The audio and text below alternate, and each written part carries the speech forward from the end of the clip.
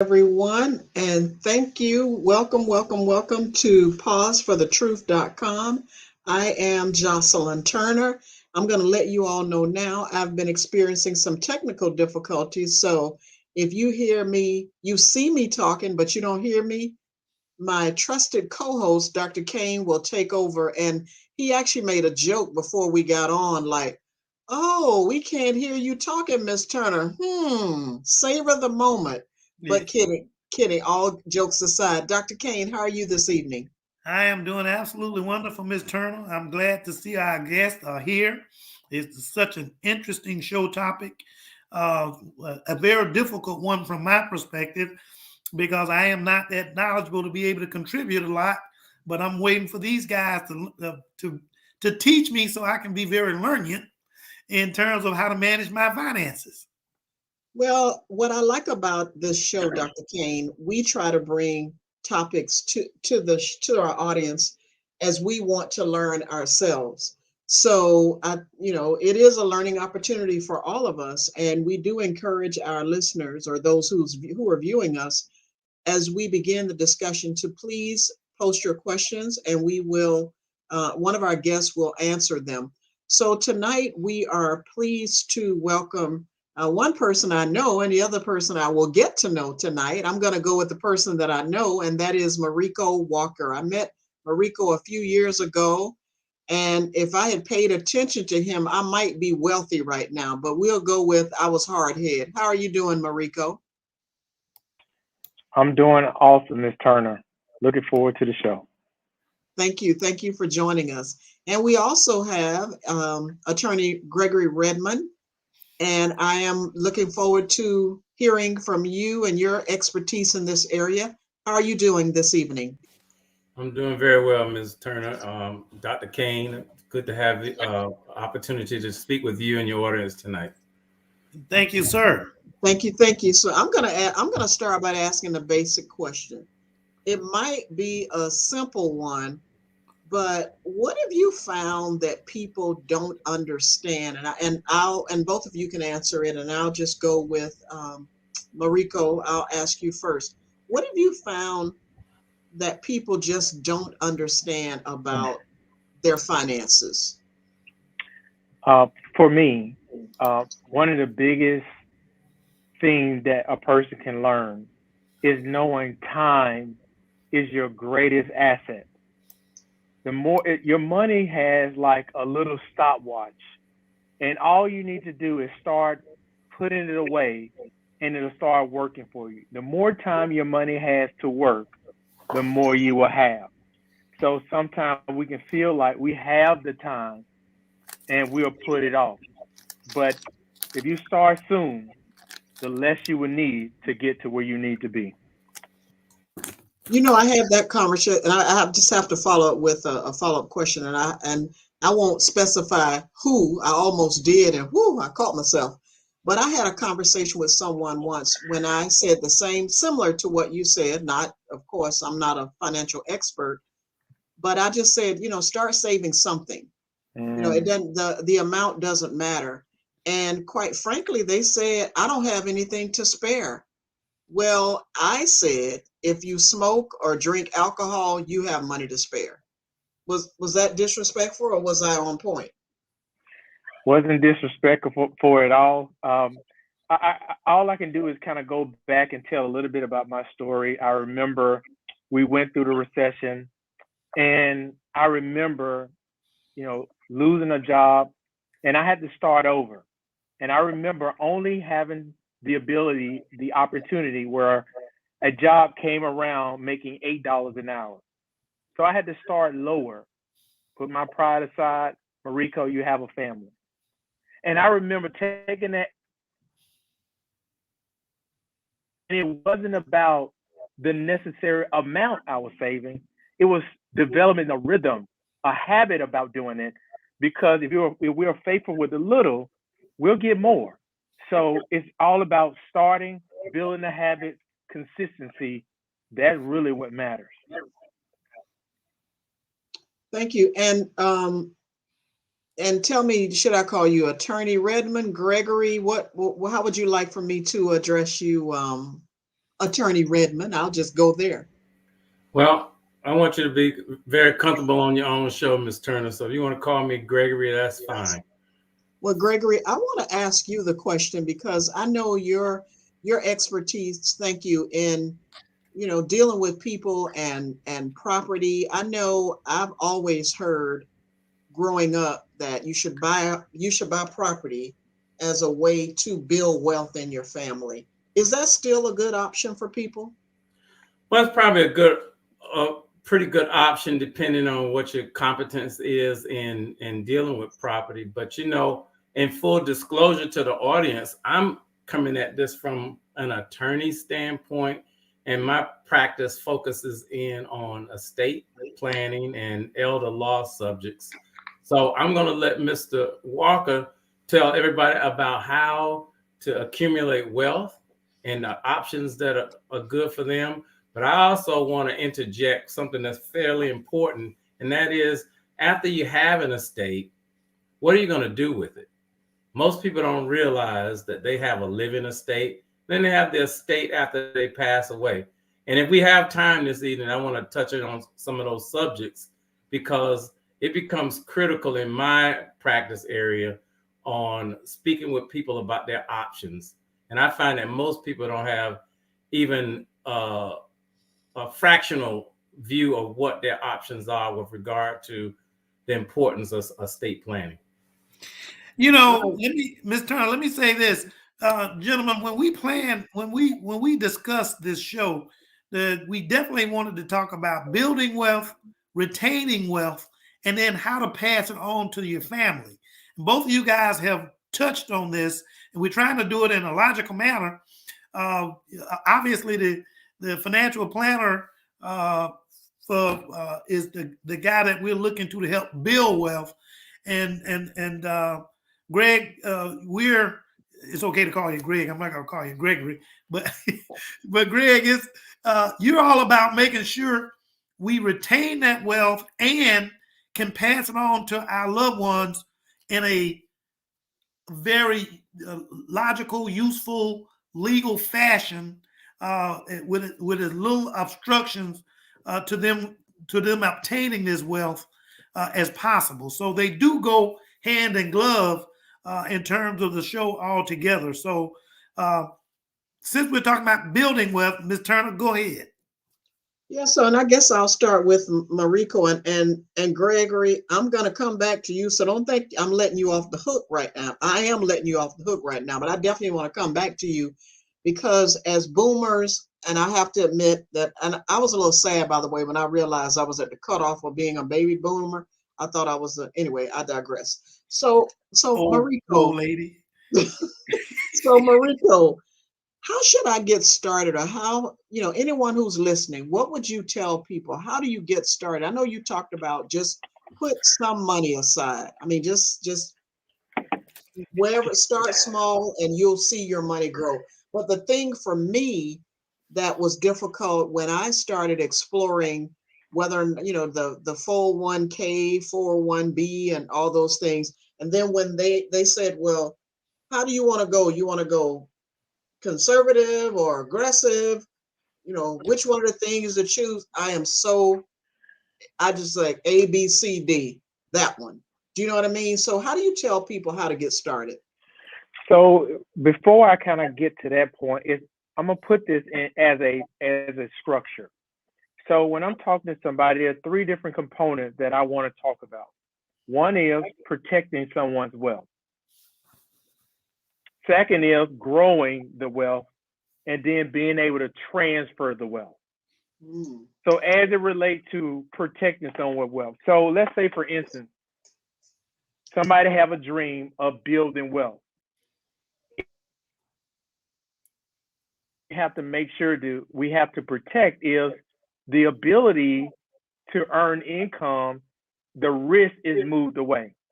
So I have to make sure that I have done my budget. There's a freed up discretionary income, and I have put in place some form of life insurance in place. I have removed the risk away from me being able to build wealth for my family, regardless if I'm living or have passed away. Move the risk away. Not only while I have done that, let's talk about how we grow this wealth. Well, we can grow this wealth two ways. It could be passively or it can be actively. If somebody is passively building their wealth, that means that they don't want to maybe invest in real estate. They may not want to invest in a business, but they want to have their money working for them. So the younger you are, you can be in more equity-based investments, but you cannot be emotional. You have to have some form of emotional stability if you're going to be investing, and especially if there is time. You want your money to be growing compound interest. You don't want it to be simple interest. You want it to be compound interest, meaning your money, earning money, and that big pile of money now is earning more money. Mhm. That's one form of building wealth, where you are buying things that may be invested in the market or something may be tied to the market. The active investing person, say the first investment that somebody should make is in their knowledge.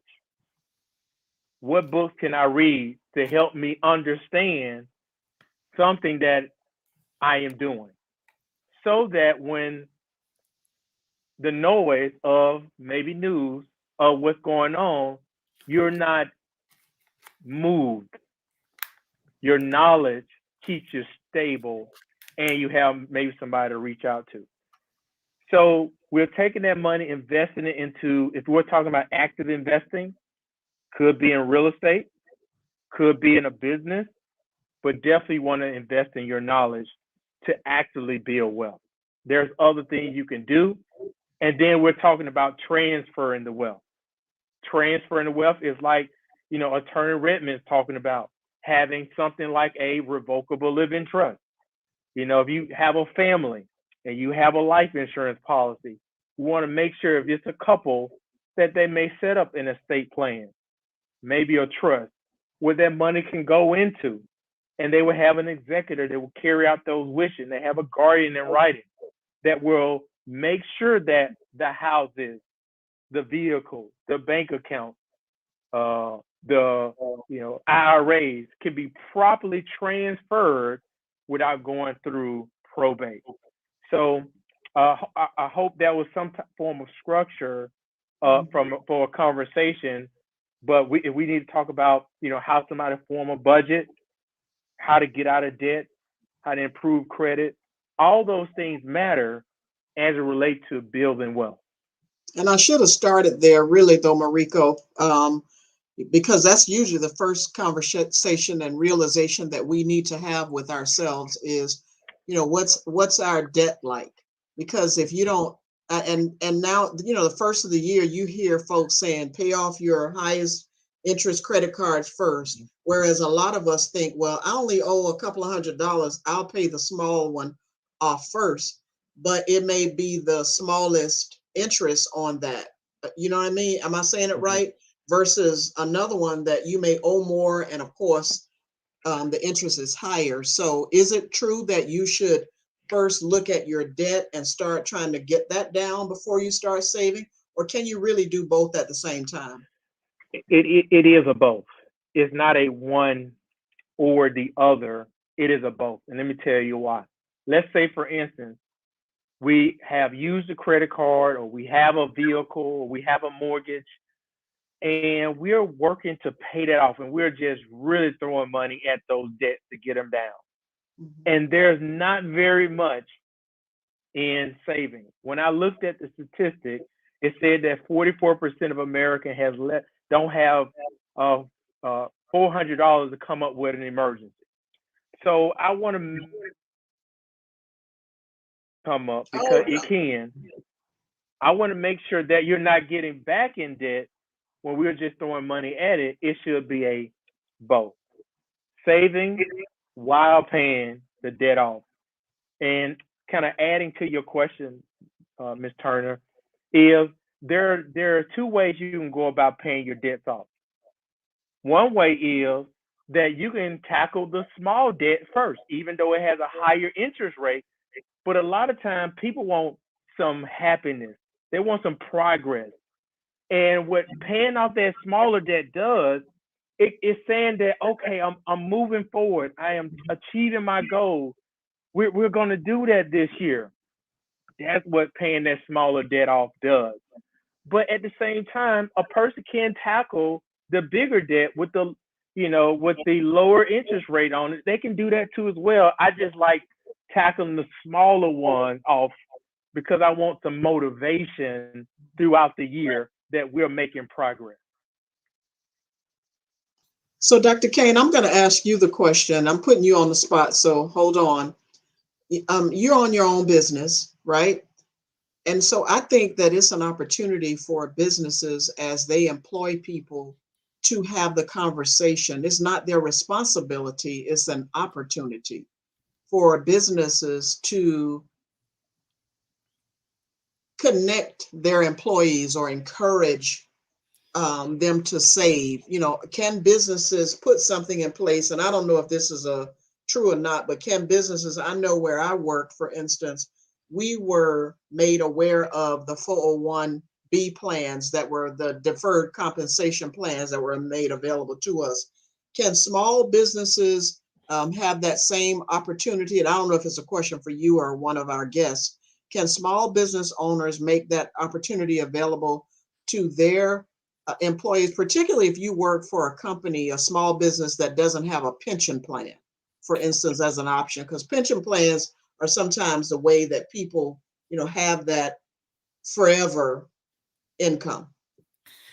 Well, as a small business owner, you're right. I don't have a whole lot of monies, but I did what I've done at my place is I've tag teamed with a large company like Paychex, and I've put in a 401k for opportunities for my employees to invest in.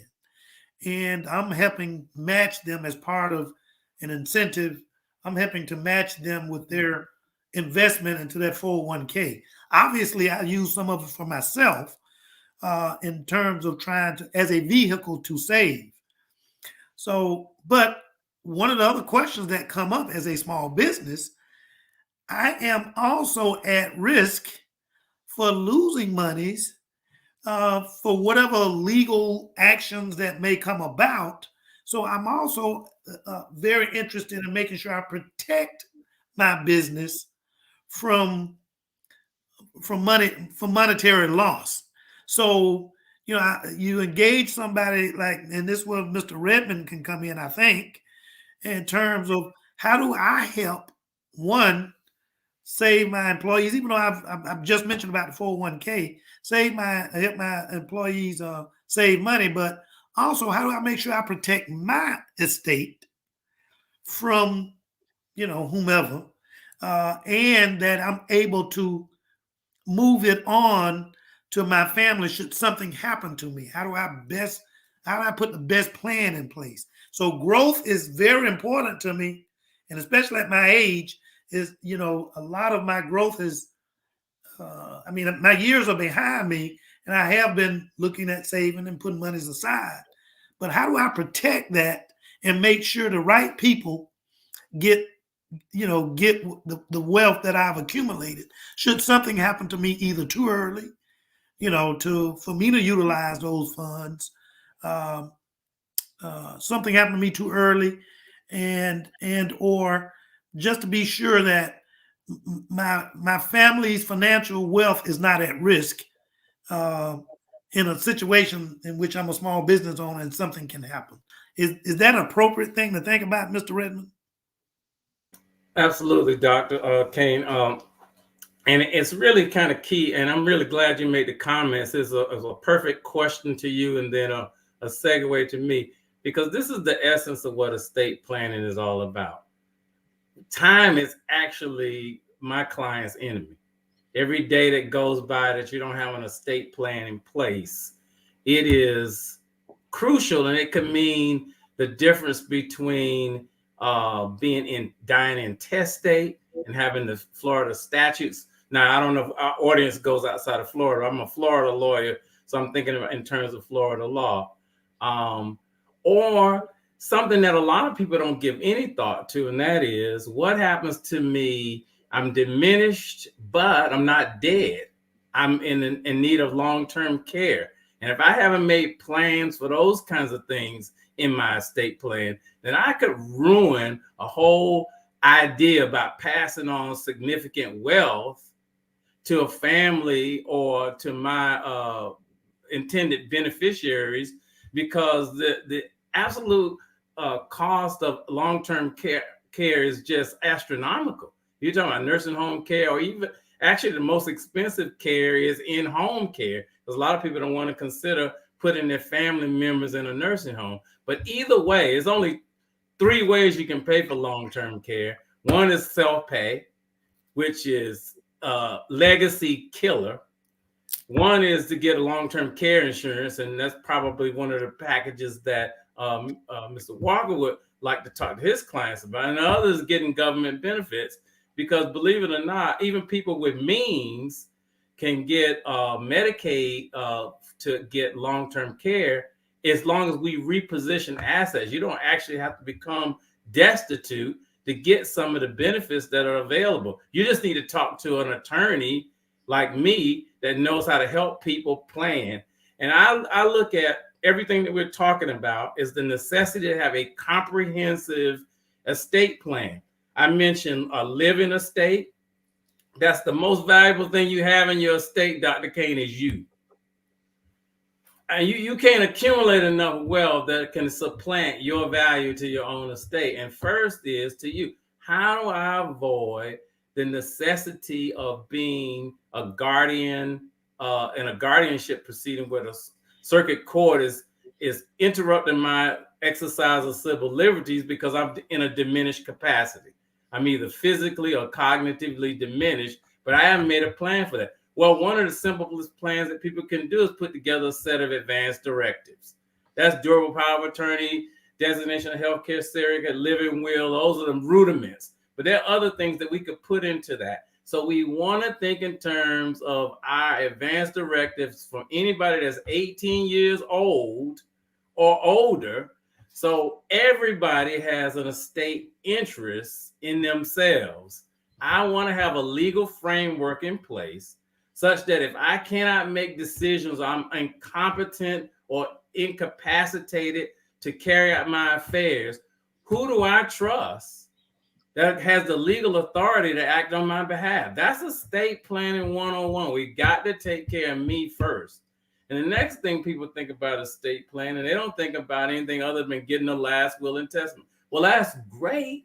But Mr. Walker mentioned something that's key. There are other alternatives to last will and testament. You might want to consider having a trust framework for your estate, because I want my clients to avoid probate.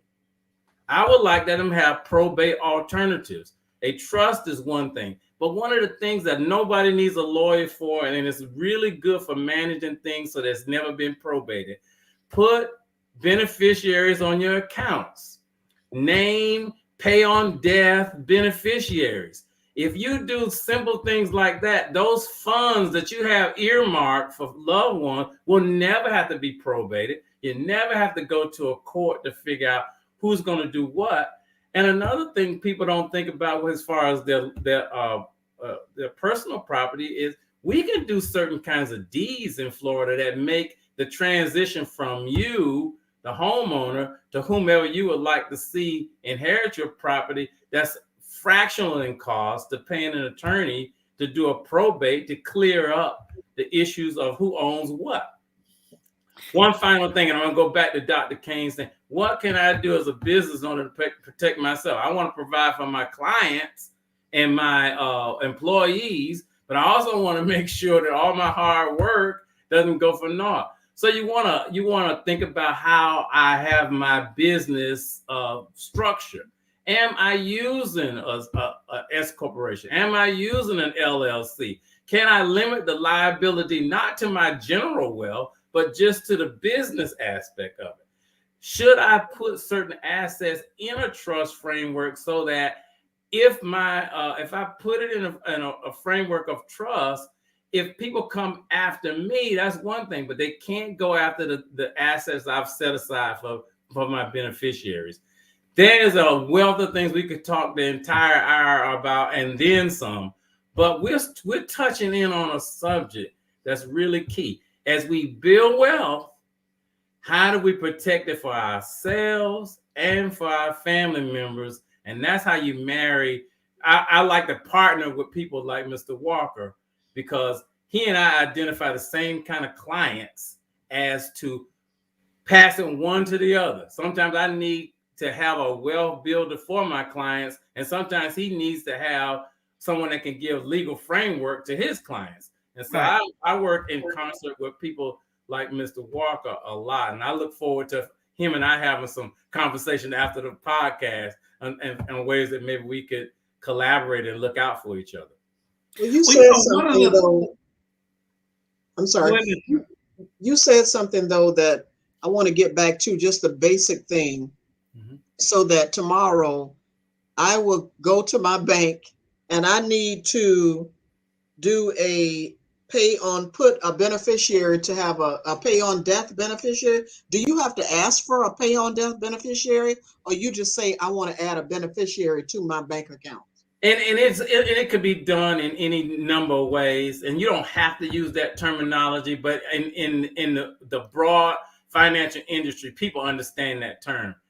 Basically, I don't want to leave what's in my bank account to task for going to my estate.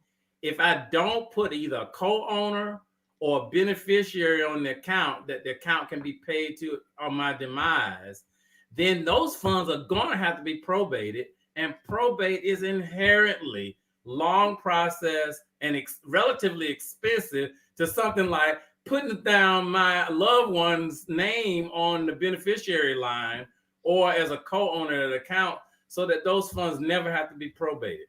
Well, I have to ask this question. I'm sorry, please. Dr. Kane. Go ahead. Let me finish this thought. I have to ask this question because, you know, all of us don't have the nicest relatives who we think might have our best interests at heart. So these people don't have access to our money until after we die. Like if you add somebody else on your account, they can't go and get your money out while you're still living. How do you set that up to make sure that doesn't happen? Yeah, I'm just asking basic questions that I know. No, that's a good question.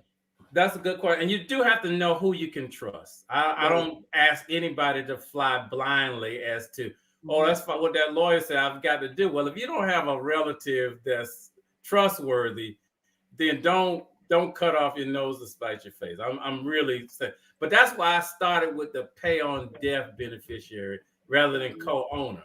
But both of those are strategies as to how I can avoid to ever have to probate the funds in that account or that life insurance policy or that pension or whatever the case may be, or my IRA, whatever. The idea is, if I have a mechanism that already tells how it should be distributed, it's no need to probate that, and it'll avoid probate and save up to 3% in legal fees of the accumulated wealth.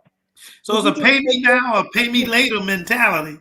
Right. But Sounds like pay you me just later took is much more expensive. Pay yourself now by just doing some very simple things rather than pay somebody else later. Absolutely. Yeah. Well, one of the other things, and I use this, I don't know how many times I see patients that come in, they either got this son or this daughter taking care of them. They thought they could trust this son or this daughter.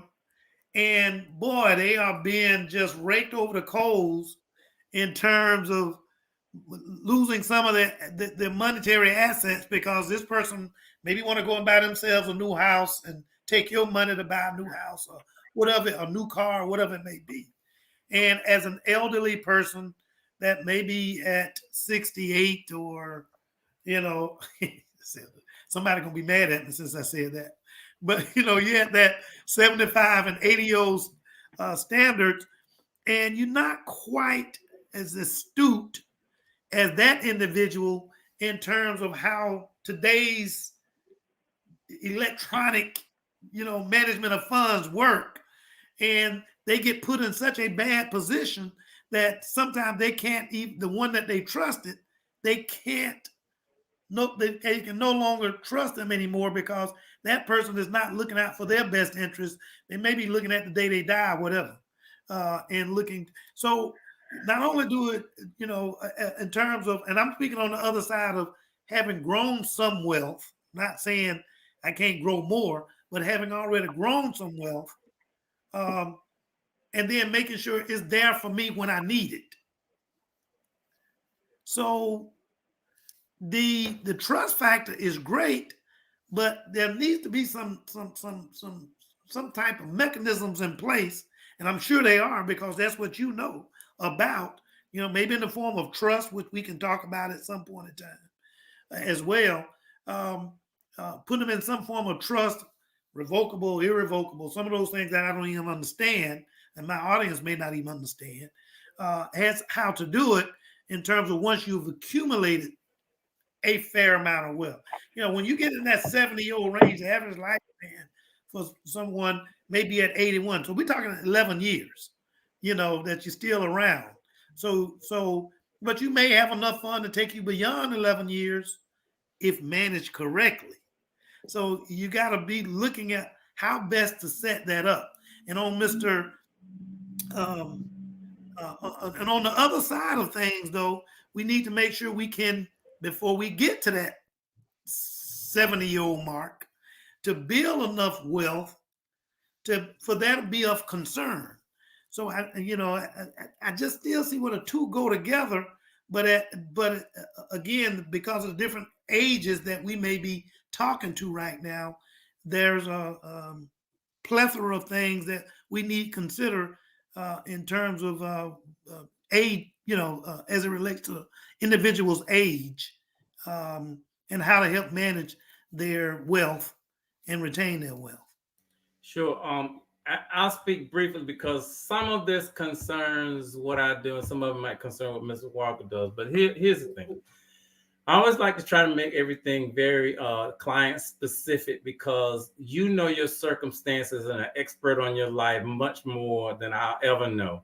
And so there are the clients that are unrealistic about the people in their lives, and they allow them in their orbit and make themselves. And sometimes you can't protect people from themselves. In other words, we all can see that your son is no good, but you love him and you've given him access to your life. Please know that you actually can revoke any authority you give to anybody in your life. But if you don't have the wherewithal to do it because of the emotions, then we could set up some frameworks that might help save you from yourself if you be willing to be realistic with me when you talk to me. I can give you any number of options. There's actually an option a lot of people don't even consider, and I tried to poo-poo it a little bit. I was speaking in terms of guardianship, but there's an involuntary variety, but there's also a voluntary variety. That basically, if you get in concert with Dr. Kane and tell him you're having some issues, but you understand that what you're doing, you could actually turn over management of financial affairs under, a voluntary guardianship that could help protect you, because now the guardian is an arm of the court and has to report and do inventories and account for all things concerning your life. And so you got some court oversight, but you got something that you could actually pull back if you feel like you've developed competence again. So it could be a temporary arrangement that is, I think that's a little bit farther than I like to take most clients. But if I see clients who know that they can't protect themselves from themselves, that might be an option that I would offer to them. But I like to deal in terms of maybe setting up a trust arrangement or changing agents under your advance directives. Let's get your nephew, because you can't trust your son. Your nephew actually is trustworthy. And it kind of depends on what people's tolerances are for really being pragmatic and realistic about what could be done. But there are always options, or excuse me, I should say, there are usually options for people to consider. And if Mr. Walker want to weigh in on that, I'll yield the floor to that. His chance to answer that. And the question I had for Mariko is, talking about you mentioned life insurance, and I know growing up, people said you always, and I mentioned growing up because it was a conversation I think that was discussed more then than now. The importance. Uh-oh, did we lose him? Oh, we may have lost him. I think we lost I him think he's having some internet connection issues. coming in and out. Yeah. One of the things that people talked about, looks like you're back, Mariko, is life insurance, the importance of having some type of life insurance policy. And when you talk about, when Greg talked about making those designations of people who you can trust, do you encourage clients to have a life insurance plan for themselves, Mariko? Absolutely. Because if someone depends on your income, I would say definitely have a life insurance policy. You have young kids and they depend on you. If you are married and that other spouse depends on your income, you want to definitely get a policy. Kind of bringing into what Mr. Redmond talking about estate planning. One of the things that has to take place when your assets are being transferred is you have to pay taxes on that. So to avoid money coming out of someone's account of the estate, you can have a life insurance policy pay for that. If you are accumulating assets and those assets have a mortgage on them, you can get a life insurance so that asset transfer free and clear. You can get a policy for that. If a person is a key person for a business, definitely if someone is depending on your income, your knowledge, and what you provide to that business or family, definitely have a life insurance policy. The basic rule of thumb is generally 10 times your, annual income. Generally, that's the amount that a person should have in place, but it really depends on someone's budget based on what they can do or cannot do. And that's okay. Start with something and work your way to what you need. I'm on obviously I'm on the older side of life. But when I was much younger, I was at this restaurant and a 50-pound motor fell and hit me on the arm. And if it was just a few feet over, it would have killed me. Okay. I just moved my youngin out the way. Luckily for her, I just moved it from that seat. It crushed the seat. But what it's prompted me to do was the very next day to go out and get a life insurance policy to protect my family. Okay. In case something happened to me, because you can't be predictive of how long you're going to live. You may be in the greatest health, but again, 50-pound motor can fall off out of the ceiling in a restaurant and kill you. My thing though was at that point, I didn't mind paying what I thought was a little bit more monies for life insurance. Obviously, I was much younger, and term life might have been the thing to do, a variable life, something that you guys, you can discuss on it, particularly as a financial planner, you guys can discuss on that. But on this side, since we have such a diverse audience, on this side of life, I don't need as much life insurance, but it may also function as a vehicle for safety or protection of my assets. I don't know. I'm throwing it out at you two. Well, one of the things I kind of mentioned on that side, you were saying as you get older, Mr. Attorney Redmond mentioned something that is so important, and that's long-term care. Now, here's the one thing I know about, and I'm going to kind of show you how that relates to life insurance. 70% of people is going to need some form of care at some point in time. 70% of people are going to need it, but only 8% of people have planned for it. Now, here's what you have to pay attention to is, how are we going to pay for care? Where I don't want to take and liquidate all of my money out of my retirement account. You may not want to sell your house to pay. How can I remove the risk and still enjoy life? Well, you still can use life insurance with long-term care that can be used in 3 different ways. It could be for death. It could be for retirement income. But also, if you're in a situation where you need care, that policy can provide an income for care. So it's not just, oh, my family died, I don't need, they're grown now. Well, you could have saved enough money for your retirement in your 401k, 403b, or Roth IRA. Well, one of the things you try and do is leave an inheritance maybe for your kids' kids. So how can you make sure that when that time comes, you don't liquidate those assets? We use somebody else's money for that. And if you pass away, that money goes tax-free to your family. That's a very good discussion, and I'm glad you brought that up, Dr. Kane, about the uncertainty of life. Had it been a few more inches, we wouldn't even be having this conversation with you. We might be with someone else, but not with you. Right. And then what about the family? So a lot of times we think in terms of building this wealth or having an insurance vehicle to ensure my family has a certain amount of wealth.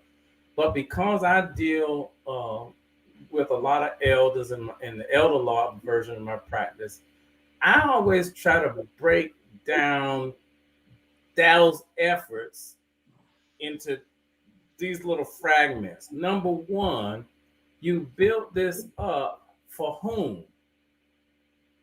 A lot of times it's partially for myself and partially for my kids, and maybe even grandkids. But then, do you know what's going to happen? First, I want to think about us taking care of you, because I like to see all of the resources that you've accumulated first benefit you. But if your goal is also to benefit family members, I want to think in terms of how those family members are going to do it. So if Dr. Kane had been killed the next day after the day that the thing fell on, and he's got his life insurance and all this kind of stuff, but he's got these small children. Who's going to get the money when you got small children? Who's going to be your beneficiary? First, it's going to go to a guardian. Is the guardian going to squander all their money before they get to be a certain age? Because it happens if we don't set up a framework. Next thing that we ought to think about is, do I want my 19-year-old inheriting through life insurance naked policy alone $200,000? What's going to happen to them when they're 29 of that $200,000 if I hadn't set up a framework? So I like to have our clients to think about that. And then if I have a situation where I've got a 31-year-old son, but what if his kid doesn't have the benefit like he did of his parent? How am I going to look after grandchildren in this whole legacy chain? So I'm thinking along with my clients now, in the foreseeable future, and in the far future, what do you want your wealth to do?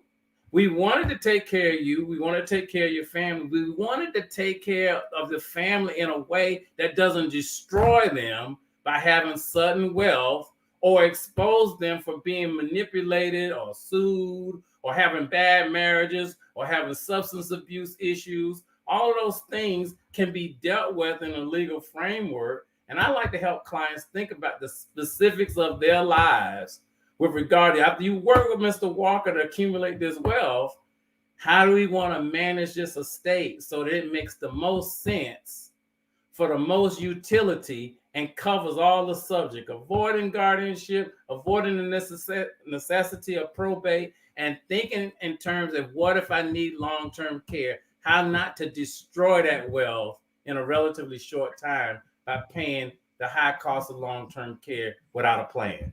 Got to be past that 8% that he mentioned. One thing you talked about is estate planning, and I have a two-part question, Greg. One is, and that it may be for Mariko, but when you hear people talk about estate planning, well, people don't think I don't have an estate, I just have a house. Do you know what I mean? And so an estate sounds like I'm a wealthy person and I have wealth. And the second part of my question is, there are some people have multiple children, right? And so then when they pass on, they may say, well, I'm leaving it to my children, but the children don't get along. So how do you prepare for that so that you won't set your children up and that confusion up amongst family members? So talk to me first about, estate planning. If my house is only worth $75,000 or whatever, not $1 million. I don't live in a mansion. Yeah. So here's the thing. Great question. And I touched on it earlier, but this is key. And this is why you all having this podcast, to educate the community. You have an estate if you're a human being. No matter what other assets you have in your life, you are an estate walking around. So you have an estate. That's a misunderstanding. It's a bad way to think, because one of the things Mr. Walker said early on is I had to start over. But I learned that I've got to invest in my knowledge. Guess what you are walking around?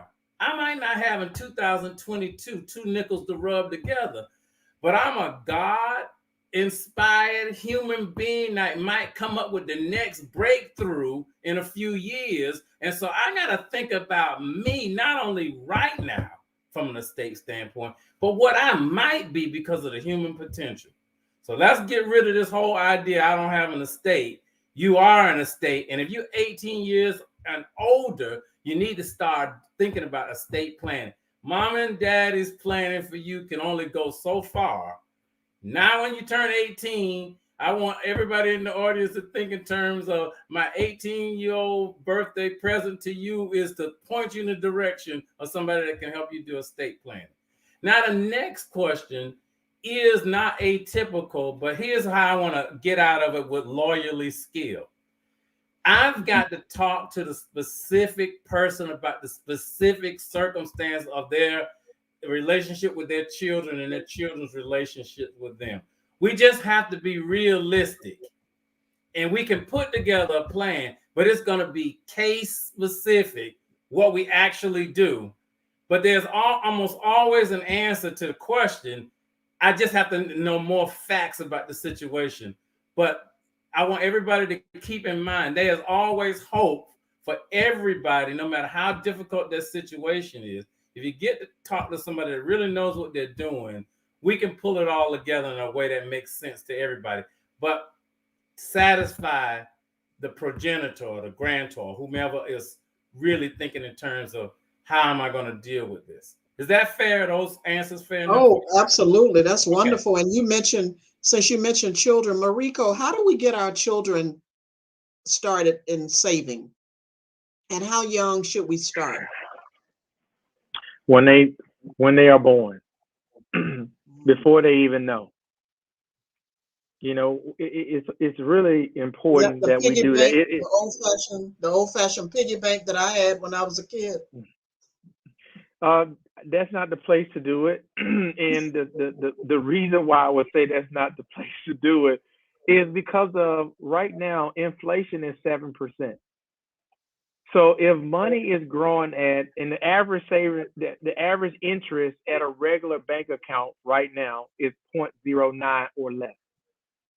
Well, if we know how money works and we use this concept called the rule of 72, and divide that 72 by 0.09, that means your money would double every 800 years. And then you ask the question, how many 800 years do we have to live? Nobody will be around. And then you got to pay attention to inflation. So I have to be conscious of making sure your money is compounding at an average over inflation. So we got to be using concept like rule of 72, compound interest. And then you ask that question, when should we start? Time value of money is a really important concept. The sooner somebody starts, even as a child, let me give you an example. If a person put away $13,000 in account, birth, that will grow to over $1 million when they retire. If they put in what? I'm sorry, you paused. If they put in how much? So if a person put in $13,000 in an account and it averaged 9%, and that person don't put any more money in it, Mhm. that child will have an inheritance when they retire of $1 million. Just taking one time. Well, not everybody have $13,000 to put into an account. Mhm. Well, you can start at 2,500 and then 250 for 4 years, and that still will grow to over $1 million at retirement for that child, growing at an average of 9. So it's about education, getting literate, and definitely would like to talk about how somebody can do that, because that's really what the key is. Because that's like, even I do a class 3 times a year, and I do it for free, and I do it through my ministry. And one of the things I'm doing differently this year is on week number 6, I have a youth come in and teach my class. So we're developing the youth to teach how money works at a young age. So anybody who want to learn how money works, all they have to get connected. We do it for free. And also we're going to be teaching the youth too as well, these concepts, because it's not taught in school. 7 form of education where they teach one class on finances. So that's a lot of states that don't teach anything about how money works. So we're considered financially illiterate. But One thing the better. One thing I want to make sure we get before we get off air, before our time is due, which is rapidly coming up. I told you guys at the start that we're going to get in such a conversation that an hour is going to seem like totally inadequate enough time to discuss, which it is. But I want to make sure we do a couple of things. One is make sure we get information to you gentlemen put on our website so that people can reach you, okay? Because we broadcast live on Facebook, and we're also on YouTube, but we're also stored on our website so people can come back and take a look at this and hear what you guys have to say, but also be able to contact you guys and utilize your services. The other elephant in the room for me is this pandemic has really brought out a whole lot of things about the necessity of estate planning. I had a family of 6, and 4 of them died within 48 hours of each other, leaving a young teenager and her aunt, left out of that family of 6. So now that aunt has the responsibility of raising this young teenager. And if that parent, which I'm pretty sure they did not, didn't have a mechanism by which should they pass on, because death is always unexpected to those who expect to live a long time, then that young teenager has to fend for themselves. And so, and I'm not saying, life is always, can be unfair. And so what you guys are bringing to the table tonight is the importance of planning for the unexpected. And so I want to make sure that our guests have our audience has an opportunity to reach out, to both of you guys, and so that you can provide services for them. So let's make sure we put that at least in our on our website and in the comment section there, Tyrone, JT, since you guys are more apt about this than me, make sure that people can reach them, because they have some very, very valuable information by which and knowledge to pass on to our audience. And I think, thank you, Dr. Kane, and you're right. And I see Mariko, you put your contact information in there, and Greg, if you could do the same, just kind of in the comment section. But this is a lot. I will go to bed tonight praying that I wake up tomorrow in my right mind and physically able to do those things, put those things in place that you all mentioned. I think the thing that I got from the conversation is I need to go to my bank, and because I have more than one bank, go to my banks and add to my account someone to, which I already have done that, but I'm just speaking hypothetically. Make sure someone's name is added on my account so that if something happens to me, and sometimes, as Dr. Kane mentioned, because of the pandemic, something untimely happens to me, then they will have access to it. But the other part of it is what Greg talked about, is the whole idea of an estate plan. And again, as I mentioned, a lot of people don't think that they are wealthy enough to have an estate.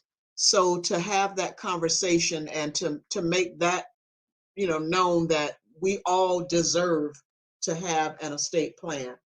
But Greg, I don't know, I respect your profession, but can I afford an estate plan? When I come to an attorney, is that something that the average Joe or Jill can afford, or is it based on your income? Is it a standard fee? I mean, I'm just being realistic, that people think, well, I don't make a lot of money, but I do want to have something in place. So is it affordable for people? Maybe a better question is, can I afford not to? But go ahead. You're muted, Greg. I'm muted. That was the first thing I thought about of Dr. Kane's comment. But let's be realistic, because not everybody's going to be able to afford to have trust drawn up, and it may not be even a necessity. But let's remember some of the key components of an estate plan. We can do at the bank and with the accounts what Jocelyn was talking about. So that's part of planning for estate.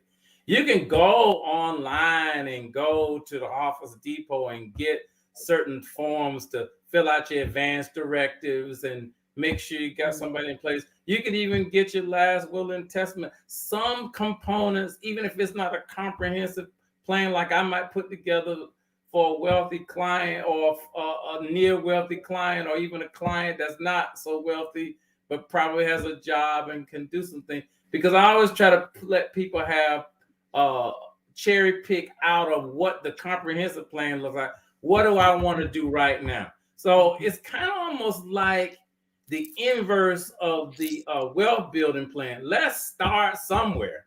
Let's just not leave it to chance and do nothing, because doing nothing is a catastrophe waiting to happen. So let's do something that takes charge over the dignified way that God gave me my life. My life is a life of dignity, and I should have respect enough for myself to take an interest in myself and not demean myself by what I don't have, because the world is open to me on what I might have. But until I get the world of things that I might have, let me take care of what I do have. If that's. And you know what else that I thought about that you mentioned that made me think about having those people you can trust. And I have to say this, that people shouldn't make their loved ones feel obligated to leave something to them. My whole attitude is my wealth. I give it to my dog if I want to. Do you know what I'm saying? And people should not put that. That's why so many older people don't designate, I think, who if they have, multiple children or whatever, or grandchildren, who they're going to leave it to. They rather just let them deal with it when I'm gone. But that's not really a good way. You should not make your loved one feel that way, that they are obligated to leave something to you. That's a benefit that they leave to you, not something that you are entitled to. That whole entitlement mentality. And I know that had nothing to do with the conversation, but I just had to get it off my mind. Well, that's not true. Wait a minute. Now, that's key to the conversation, because it's something right. I touched on, but I didn't dwell on it. Now, here's this. If you were my client and you were talking to me about your life, my first priority, my second priority, and my third priority is, how does this work for you? If we don't get to your legacy, that's not all that important to me, because I got to take care of you, my client. And if we have a way to fully take care of you and still have a legacy, then we get win, win, win. But I'm going to get win, win with you. I want you to be focused in on taking care of you with your accumulated wealth, because it is your estate, and your estate should be sacrosanct as to what we take care of. It should be in your mind, and it should be in your attorney's mind as the biggest priority. Because if I'm thinking about your legacy more than I'm thinking about you, I'm not doing my job to you. And that's the sacred relationship between the attorney and client. So I want to take care of you first, second, third, and if we get to fourth, we'll take care of your legacy. Well, as a single person, not talking about myself, but people who know me, I'm single and I'm not married and I don't have any children. So I may think, well, I'm like, I remember Steve Harvey said one day, my kids weren't worrying about what I'm going to leave to them. I'm spending all my money now. But, on a serious note, I think if there are people who are like me and are single, we still need to make sure that we have a plan. And the thing that gets me the most, that disturbs me the most, when I see communities of where elderly people live, they purchase their homes. Back in the day when we dealt with racism, it was a privilege to be able to be a homeowner. And then to see how sibling, just the disgust that they have amongst themselves, the property just goes to waste. And it's torn down because nobody has cared for the property and paid taxes on it and all. And so, really, I hope what people got from this discussion is to, first of all, have a conversation within your family about money. Understand how money works.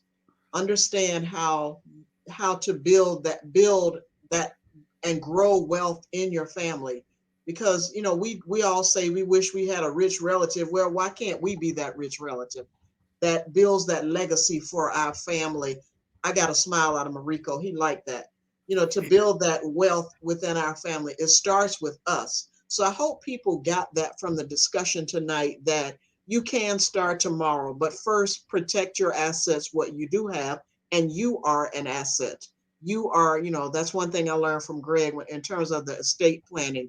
Make sure you get that advance directive and the last will and testament, those things, and really, do your homework. You don't know where to start. Mariko put his contact information on there to help you, teach you. He talked about his free training that you can attend, and bring your team, your children, have your children a part of it. Most of us are working virtual anyway, so you might be able to go online. I don't know. He can explain more to you, but again, take advantage of the opportunities, but don't be passive. Start somewhere. I think that's the thing that I got. Tomorrow, start somewhere. Sure, it may take you a few days to put some things in place, but hopefully we had enough discussion to help you get started. And we're not stopping, as Dr. Kane said. We knew that this was the beginning of a conversation, and we're going to continue the discussion. Last week we talked about, or a couple of weeks ago, we talked about, what are people planning and hoping to do this year? Maybe you want to own your own business. So having these conversations about wealth and money and how money works, we're building, we're compounding, Mariko, we're compounding the discussion to help people grow in their knowledge so that they can grow in their wealth. We sure appreciate all that you all have shared with us tonight. And we like to give our guests an opportunity to give their final thoughts before Dr. Kane and I share ours. So I'm going to go ahead. I'm going to start with, I started with Mariko, so I'll end with Mariko. I'm going to start with Greg. What would you like to share with our audience before we log off tonight? Well, thank you for this opportunity to speak to you and your audience. I just want people to understand there's always options in your life. And it's just a matter of taking some initiative and not necessarily talking to people on the street and all, but really doing research and trying to talk to someone that can actually give you some meaningful information. There's always things that can be taken care of, even if it's incrementally. It's important to start someplace, and to thinking in terms of wealth building is also thinking in terms of how can I do it in the most dignified and careful way that respects myself first and those that I love best. And I think that really is one of the other walkaways from this conversation I like for people to have. Thank you. Thank you so much. We appreciate that. Mariko? You're on mute. Two things that I would like for someone to think about is, how can I increase my literacy? Because knowledge corrects behavior, and correct behavior alter your future. You cannot talk your way out of something you behave your way into. You have to behave your way out of it. So one of the things I want to make sure somebody do, I'm going to mail them a How Money Works book for free. I'm also going to get them connected to our financial literacy class that we do throughout the year. And then if they feel like they need some more specialized help based on their personal situation, I'll sit down and do a financial needs analysis complimentary for them, just to help them achieve some of their dreams of being financially independent, and also protecting their wealth as well. So I would just say get connected. The information is there.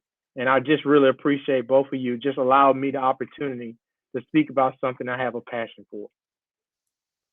Thank you. And thank you both again. Dr. Kane, do you have some final thoughts for our listeners? May I interject one thing? I know I have my time to talk, but let me just say, sure, if anybody gets the contact information and lets me know that they contacted me because of this podcast, I'm willing to do a consultation with you, complimentary. So as usually is usually a consultation fee, but because you come from this audience, I'd be happy to do that. So I want to be as generous as my co-guest tonight. So please avail yourself if that's something that sounds useful to you.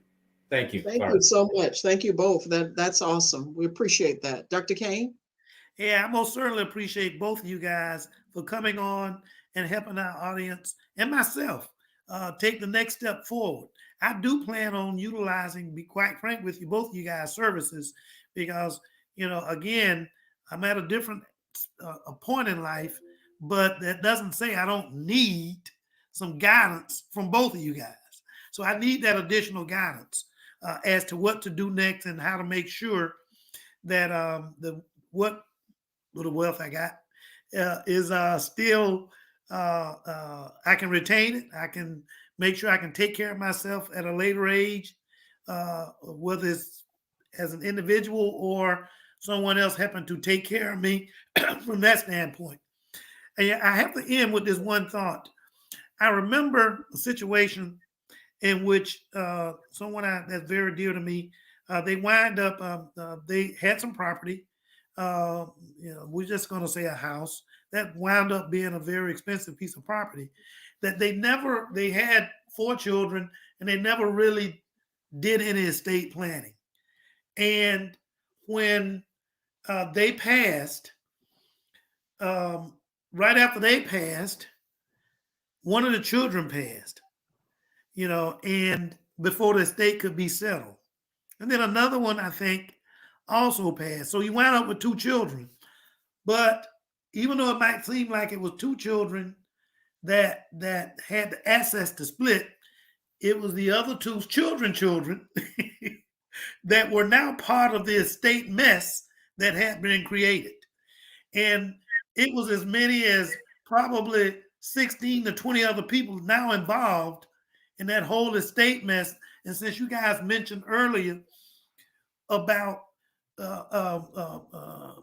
property going to waste and losing out on some property because things were not done, now you, instead of having to deal with 4 people, you wind up having to deal with damn near 30 people, and I'm sure if the person was still alive, that would be of concern to them. And if they realize that was going to happen, maybe they would have taken care of that before they passed on. So I said that just as an example of how messy things can get I got plenty of them that happens at the office that I can use as an example, but how messy things can get upon your demise, or just in terms of you no longer capable of making those decisions. And people with Alzheimer's, which we see in a whole lot of dementia these days, those people don't lose it all of a sudden. It may be slow in its progress, but they also get to see how their children interact with each other, sometimes not so favorably. And it really hurts them to see it. So if you can avoid that by, once you build your wealth, you can definitely avoid it by making sure you have in place a plan upon either your death or your inability to take care of yourself and or your estate. So I want to thank you guys for really coming on, helping us clarify this.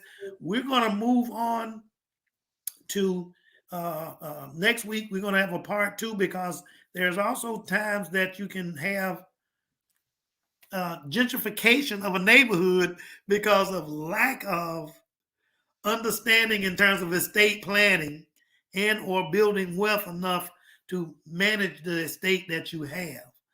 And like you say, that estate is you. So whatever that estate, to the extent of financial dollars may be, is still an estate because it's you. So thank you guys very much for coming on board. And we look forward to having you guys come back again. And we will stay in touch. And you can bet you'll hear, both you guys will hear from me.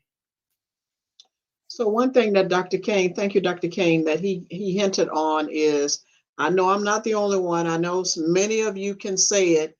We're all receiving phone calls from people wanting to buy our properties. I'm sick of it. I'm sure you're sick of it. But the reality of it is that a lot of people are now, they're selling their property, but finding it very difficult to find something comparable that's affordable. So we want to continue the discussion and talking about the property that we do own and the importance of keeping your property, or at least, again, as Mariko and Greg said tonight, learning as much as you can about the decisions that you make that can affect you while you're living and your family when you're gone. So stay tuned. Join us again on next Tuesday as we continue the discussion about building and protecting the wealth within your family. And yourself. And yourself. Thank you to our guests. Good evening. Happy New Year, everyone. Good evening. Have a great one.